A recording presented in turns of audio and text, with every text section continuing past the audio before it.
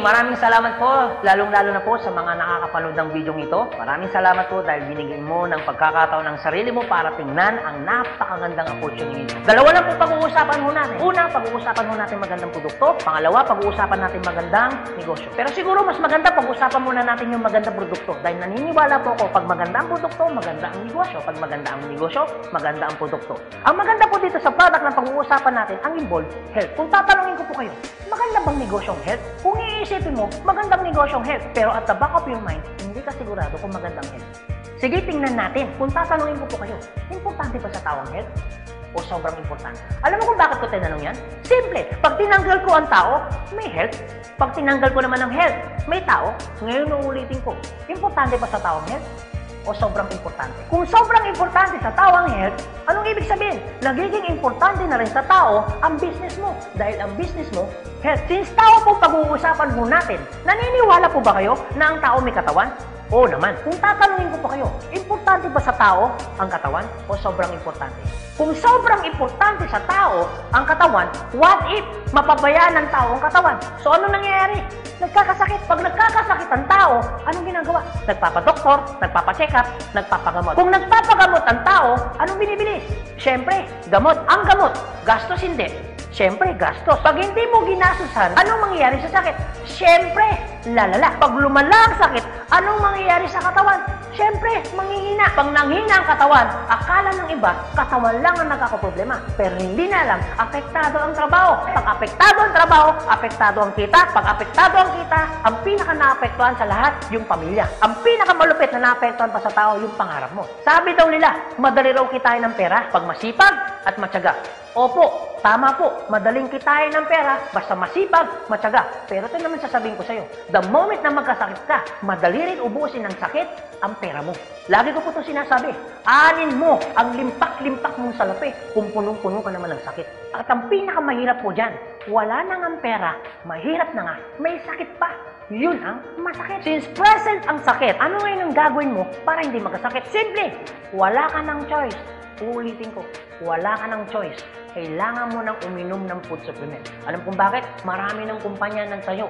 Marami ng pharmaceutical ng tayo. At hindi naman nila i-inventoyin ang mga produktong yan kung hindi kailangan. Bakit? Kasi kailangan mo na talaga. Ngayon, pwede mo sabihin sa akin, teka lang Anthony, food supplement? Gastos yan eh.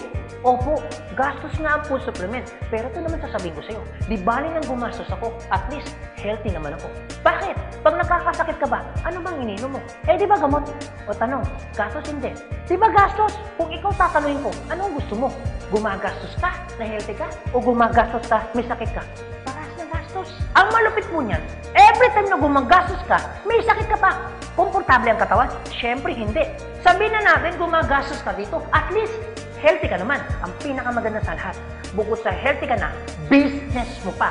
Dahil business mo pa, kumikita ka pa. Ang pinakamaganda sa lahat, bukod sa healthy ka na, kumikita ka pa. Bukod sa kumikita ka na, healthy ka pa. Ano ngayon ang pakiramdam na bukod sa healthy at kumikita ka na, nakakatulong ka pa? Maganda o napakaganda? O sige, pag-usapan naman natin yung magandang negosyo. Maaaring nagustuhan mo yung product, maaaring bibili ka ng product. Pero ito yung totoo, gagawin mo kayo negosyo. Kasi bakit? Pag business ang pinag-uusapan, hindi naman kasi lahat ng tao business-oriented. Karamihan ng tao is career-oriented. Alam mo kung bakit? Marami kasing tao na pagdating sa business, ang dami niyang perspective. Alam mo isa sa mga perspective ng tao pagdating sa negosyo? Una, wala akong pera. Pwede mo sabihin sa akin, teka lang Anthony, wala naman akong pera. Kanina, nung pinapanood mong video nito, wala kang problema. Pero ngayon, may problema ka na. Ano? Pera. Pangalawa, ang maaaring problema mo, wala akong time. Pwede mo sabihin sa akin, teka lang Anthony, okay ang negosyo kaso nga lang wala akong time. Walang kaso. Pero mayroong mas worse. Wala ka nang time. Wala ka pang pera. Pangatlo, maaaring itong problema mo. Teka lang Anthony, okay ang business. Kaso nga lang, hindi ko yan alam. Hindi ko yan hilig. Hindi ko yan linya. Ew. Pero ito yung totoo. Marami naman tao sa labas na ginagawa niya linya niya, ginagawa niya hilig niya. Pero tanong, kamusta ang buhay? Sabihin na natin, hindi mo to hilig. Sabihin na natin, hindi mo rin tuloy niya. Pero ito sasabihin ko, kung ito naman ang magpapabago ng buhay mo, bakit hindi mo siya ninihin? Pang-apat, maaaring ito isa sa mga problema mo. Teka lang Anthony, okay ang business. Kaso nga lang, risky yan. Naku, malulugi lang ako. Ang pinakamalupit, hindi mo pa tinatayo yung negosyo mo, feeling mo, lugi ka na. Ang matindi niyan, ano malulugi sa'yo? Di ba sabi mo, wala kang pera? Eto tanong, kung problema mo ang pera, problema mo ang oras, problema mo dahil wala kang alam, kasi iniisip mo baka malugi ka, ito sasabihin ko, hindi lang naman to ang una or pangalawang pagkakataon na pwede kang ma-involve sa business. Kung yan ang problema mo, bakit? Pagdating kayo ng panahon, yan pa rin kayo problema mo. Pag-usapan po natin ang life cycle. Naniniwala ka bang may life cycle?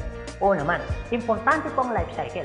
Kasi po, hindi po magiging balanse ang mundo pag walang life cycle. Isa sa mga dinadaanan ng tao ng life cycle, yung pag-aaral. Kung ikaw magkakanak o magkakaanak pa lang, pag-aaralin hindi. Siyempre, pag-aaralin. Kawawa naman yung bata pag hindi natuto, hindi marunong magsulat, hindi marunong magbasa. Pagkatapos mag-aral, anong susunod? Siyempre, gagraduate. Pagkatapos graduate, anong susunod? Siyempre, magtatrabaho. Pero pansinin mo to. Meron po mga taong hindi nakapag-aral, hindi nakagraduate, pero nagtatrabaho. Bakit? Isa sa mga life cycle po na dinadaan ng tao, kailangan po magtrabaho. Etong tanong, gusto niyo po ba habang buhay nagtatrabaho? Siyempre, hindi. Gustuin niyo man po magtrabaho ng 60 to 65 years old, wala na ho kayong choice. Ang sasabihin ng boss mo, you're out. Bakit? Anong tawag ko doon? Retire. Pag kayo po ba nag-retire, may pera wala? Siyempre, meron. Anong tawag mo doon? Retirement fee. Dahil ikaw ay nag-retire, ang trabaho, tuloy tigil. Siyempre, tigil. Pag tigil ang trabaho, ang sweldo, tuloy tigil. Siyempre, tigil. Dahil tigil ang trabaho, tigil ang sweldo, ang gastos, tuloy tigil. Siyempre, tuloy. Dahil tuloy ang gastos, ang retirement fee na pinaghirapan mo, maubos hindi. Siyempre, pwedeng maubos. Para hindi maubos ang perang pinaghirapan mo, anong gagawin mo? Maaaring nag-iisip mo ngayon kung ikaw nakakapanood ng video ito. Maaari at siguradong naiisip mo ngayon, business. Ito tanong. Kung papasok ka ngayon sa business para hindi maubos ang pera mo, teka lang, akala ko ba kanina, iniisip mo, teka lang Anthony, wala akong pera kasi mamumulan ako dyan. Pero sasabihin ko, kung iniisip mo kanina, wala kang puhunan, mamumuhunan ka kasi, di ba ganun din dito? Mamumuhunan ka rin. Di ba sabi mo kanina, wala akong time? Kung iniisip mo na wala kang oras, bakit? Pagtungtong mo ng 60, 65, may oras ka ba ba? Sabi mo kanina, wala kang alam. Pero tanong, bakit pagtungtong mo ng 60, may alam ka? Buong buhay mo nagtrabaho, hindi nag-business. Dahil wala kang alam sa business, anong mangyayari sa pera mo? Siyempre, mauubos. Anong sense, nagtrabaho mo ng buong buhay mo, papasok ka sa business, dahil wala kang alam sa business, ang perang pinaghirapan mo, mauubos lang. Kaya marami pong mga tao nagre-retire, pumapasok sa business, still broke pa rin. Alam kung bakit? Kasi wala silang alam sa business. Kung ikaw ang nakakapanood ng video nito, huwag po kayo mag-alala. Kasi bakit? Later pa naman yan. Pero kung tatanungin kita, kung papasok ka lang naman pala sa business, anong gusto mo? Ngayon o later? Alam mo kung bakit ngayon? Simple. Pag ngayon mo ba inaral ang business, ngayon ka nag-decision mag-business, ngayon mo ginawa ang business, ngayon mo matututunan? Yes. Ngayon ka rin kikita? Yes. Pero pag later ka nag-decision mag-business, later mo ginawa ang mag-business, later kang pumasok mag-business, later mo inaral ang business, later mo matututunan? Yes. Later ka rin kikita? Yes. Kung papasok ka sa business, anong gusto mo? Ngayon o later? O sige Anthony, nagustuhan ko yung magandang negosyo, nagustuhan ko rin yung magandang produkto. Pero ito tanong, paano ko siya umpisan? Anong gagawin ko? Paano ako magiging membro ng AIM Global? Ganito po kasi yan. Una po, kailangan niyo pong bumili ng global package. Tanong, magkano naman ang global package? Ang global package po ay 7,980 pesos. Pero teka lang Anthony, mukhang yata ang laki. Opo, malaki po siya kung gastos. Malaki din po siya kung wala kang pera. Pero teka lang, kung negosyo ang pag-uusapan natin, 7,980, malaki o maliit? Alam niyo po, sobrang liit lang po niyan. Maaari pong malaki po ang 7,980 pesos kung hindi mo makikita yung value ng pera mo. So, kung gusto ko po mangyari, ipakita ko po sa inyo kung anong value ng 7,980 pesos mo. Una, magkakaroon ka ng product na worth 6,000 pesos. Pangalawa, magkakaroon po kayo ng insurance. Meron po kami tinatawag na personal accident insurance na 200,000, unprovoked murder and assault na 50,000 pesos, 10,000 pesos medical reimbursement. Hindi lang yan, meron pa kami tinatawag na burial assistance na 10,000 pesos. Pangatlo, magkakaroon ka pa ng discount from 25% up to 50%. lifetime discount. Pang-apat, magkakaroon ka naman ng business kit, brochure, CD na kung saan magagamit mo sa pagninegosyo mo. Pang-lima, magkakaroon po kayo ng tinatawag mo namin free medical check-up. CBC, urinalysis, fecalysis, chest x-ray, dental, lahat ng yan kasama po doon sa free medical check-up. Pang-anim, magkakaroon po kayo ng ATM, video at China Trust. I suggest po, kung ikaw ngayon ay nasa abroad, mas maganda pong kunin ninyo ang China Trust. Alam niyo kung bakit? This is an international debit card na kung saan po mawi-withdraw ninyo ang pera ninyo na kahit saang bansa. Kung hindi naman kayo mag-abroad, pwede po kayong kumuha ng BDO. At hindi lang yan, pang-pito, magkakaroon po kayo ng tinatawag ho naming web page. So ano pong advantage ng web page ho natin? Magkakaroon ho kayo ng DTC, Distributor Tracking Center, na kung saan mamomonitor nyo lahat ng transaction na nangyayari po sa business ninyo. At hindi lang yan, ang pinakamaganda, yung pang-walo. Meron po kami tinatawag na scholarship program. So ibig sabihin, pag naging member ka ng AIM Global, automatic bibigyan ho namin kayo ng scholarship certificate. So ang maganda po doon, sa scholarship po natin, transferable. Ibig sabihin, kung ikaw yung member, siya hindi member, kahit hindi mo kakilala, pwede niyo po itong i-transfer. At hindi lang ho yan. Ang maganda po sa scholarship po natin, ito po ay wala pong expiration. Kung ngayon ka ng member, bukas o bukas makalawa o 2 to 3 years from now, saka mo palang ginamit yung scholarship po namin o yung certificate po namin, hindi po siya may expire. Pwede nyo pa rin siyang gamitin. Ang maganda po dun sa scholar certificate po namin, wala ho tayong quota. No hidden agenda. Na pag yung bata po in-enroll mo na, hindi ho kayo obligado na gawin yung negosyo. Nasa sa inyo na lang po kung gagawin yung negosyo, hindi. Basta yung anak niyo po, tuloy-tuloy po yan sa pag-aaral. So wala ho tayong hidden agenda, no quota. Kahit hindi ho kayo bumili ng product, kahit hindi ho kayo mag-imbita ng tao, kahit hindi nyo po ito gawin. No obligation, no commitment. No hidden agenda. Yan po yung kabuuan ng global package ho natin doon sa perang binitawan mo na 7,980 pesos. Ang tanong, maganda po ba o napakaganda? Sulit o sulit na sulit? Okay, sige, ganito Anthony. Nagustuhan ko yung magandang negosyo. Nagustuhan ko rin yung magandang produkto. Sige, magjo-join na ako. Eto tanong, kung ako pa papasok na ngayon, gagawin ko na yung negosyo. Paano naman ako kikita? Ganito po yan. Una, kikita po kayo sa tinatawag naming retailing. Sa retailing naman po, from 25% up to 50% kikita ka. Kung hilig mong magbenta, aba, bagay na bagay ka dito. Kung hindi ka naman mahilig magbenta, wala din pong kaso. Pangalawa, eto po maganda. Meron po kaming tinatawag na binary income. Sa binary income, dalawa pwede nyo pong pagkakitaan. Una, pwede ho kayong kumita sa tinatawag namin direct referral bonus. Magkano direct referral bonus? 500 pesos. At pangalawa, pwede naman kayo kumita sa tinatawag namin match sales bonus o madalas ang tawag ho namin dyan, pairing bonus. Magkano naman ang pairing bonus?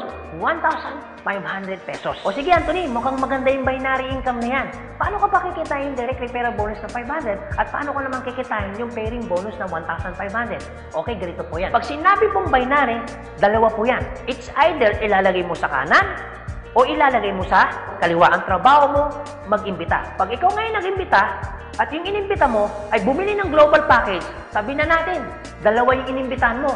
Yung isa, inimbitahan mo, nilagay mo sa kanan. Yung isa naman, inimbitahan mo, nilagay mo naman sa kaliwa. Pagbili ni A, automatic, meron kang tinatawag na direct referral. Pagbili naman ni B, automatic, may kikitain ka naman na direct referral ng 500 pesos. At hindi lang yan, meron ka pang bonus. Pag may pumasok sa kanan mo at may pumasok sa kaliwa mo, automatic, magpipair po siya. Magkano pong pairing bonus? 1,500 pesos. Basta ang usapan po, every time may papasok sa kaliwa, every time may papasok sa kanan, automatic po, pairing 1,500. Sa tingin mo ba, si A, meron din bang kaliwa? Meron din kanan? Si B, meron din bang kaliwa? Meron din bang kanan? Sa tingin mo ba, ikaw pa ba ang nag-imbita dun sa inimbita ni A and B? Siyempre, hindi na. Eto maganda. Sa labas, no work, no pay. Pero sa amin, yung taong dinala ni A at ni B, automatic, kikita ka pa rin ng pairing bonus. Magkano pairing bonus? 1,500 pesos. Ibig sabihin, dalawa yung pumasok. Magkano po yun? So, ibig sabihin, kikita ka ng 3,000 pesos. No work, pero with pay. Sa tingin niyo po, pagdating po ng panahon, yung grupo po ni A, dadami? Yung grupo naman ni B, nadami? Oo naman. So tanong, may iiwasan bang lumaki? Siyempre, hindi. Eh what if, Anthony, may pumasok isa? may pumasok isa, araw-araw. Anong ibig sabihin po niyan? Eh di ibig sabihin, araw-araw po, kikita ka ng 1.5. Eh paano kung ganito, Anthony? Dahil lumalaki po ang grupo, eh paano kung may pumasok 10 dito? Eh paano kung may pumasok dito 10 dito? Anong ibig sabihin yan? Eh di 10 po ng 1.5. So magkano yung 10 ng 1.5? Eh di 15,000. Eh paano kung araw-araw yan? Eh di ang ibig sabihin po yan, araw-araw po yan, 15,000, 15,000. Tuloy-tuloy po yan. Ang pinakamaganda niyan, yung 15,000 po ba? Malaki maliit? Siyempre malaki. Pero hindi lang po yan. You have opportunity para kumita ng 24,000 pesos per day. Alam ko medyo nag-iisip ka. Maaaring iniisip mo na hindi ka kikita. Pero maaaring iniisip mo rin na kikita ka. Pero kung mag-isip ka ng hindi ka kikita, kung mag-iisip ka ng kikita ka, para saan ginawa mo? Nag-isip ka pa rin. Pero kung mag-iisip ka lang naman, mas maganda lang pong nag-iisip ka, nakikita ka, kaysa naman nag-iisip na hindi ka kikita. Ito po masasabi ko sa inyo. Kung gusto mo ng pagbabago sa buhay, dapat may baguhin ka. Pero pag wala kang binago, walang mababago. Ang tanong, gusto mo ba ng pagbabago sa buhay? Siyempre, oo. Ang tanong, kailan mo uumpisaan ng pagbabago? So guys, maraming salamat po sa inyong lahat. God bless, and to God be the glory. See you at the top. Thank you.